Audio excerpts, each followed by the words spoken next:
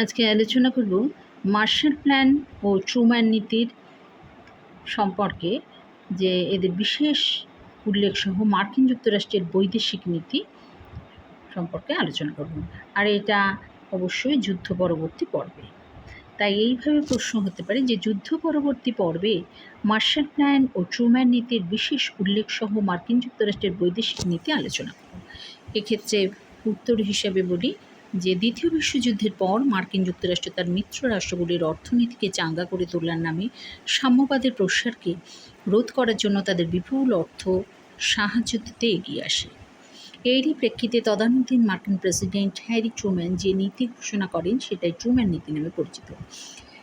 তৎকালীন মার্কিন বিদেশমন্ত্রী জর্জ মার্শাল যুদ্ধবিধ্বস্ত সমগ্র ইউরোপের আর্থিক পুনর্গঠনের লক্ষ্যে যে পরিকল্পনা পেশ করেছিলেন সেটা মার্শাল পরিকল্পনা নামে পরিচিত।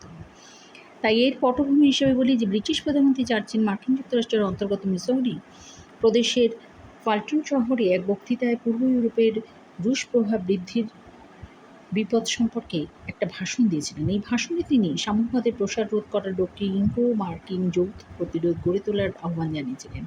মার্কিন বিদেশ নীতির উপদেষ্টা কেন্নান সোভিয়েত সম্প্রসারণ প্রতিহত করার লক্ষ্যে এক প্রবন্ধ লিখে জানান, রুশ সাম্রাজ্যবাদের বিরুদ্ধে অহেতুক কোনো যুদ্ধে না গিয়ে আমেরিকার উচিত হবে যে অঞ্চলে সোভিয়েত প্রভাব রয়েছে তাকে সীমাবদ্ধ রাখা। কেন্নানের এই নীতি ট্রুম্যান নীতি ঘোষণা উদ্বুদ্ধ করেছিল। ট্রুম্যান নীতির মূল বক্তব্য হল 1947 সালে মার্চ মাসে মার্কিন সংসদের এক যৌথ অধিবেশনে ট্রুম্যান বলেছিলেন, এখন থেকে পৃথিবীর যে কোনো জায়গায় স্বাধীন জনগণ যদি সশস্ত্র সংখ্যালঘুর অথবা বাইরের শক্তির আধিপত্য বিস্তারের প্রচেষ্টাকে প্রতিরোধ করার চেষ্টা করে, তবে সেখানে তাদের সাহায্য করাই হবে মার্কিন যুক্তরাষ্ট্রের নীতি। ট্রুম্যান সশস্ত্র সংখ্যালঘু বলতে সাম্যবাদী বিদ্রোহীদের এবং বাইরের শক্তি বলতে সোভিয়েত রাশিয়াকে বুঝিয়েছিলেন। তো এইভাবেই এটাকে আলোচনা করলাম। এবারে আসে ট্রুম্যান নীতির উদ্দেশ্য। তো দেখো ট্রুম্যান নীতির উদ্দেশ্য, এবার ট্রুম্যান নীতির ফলাফল।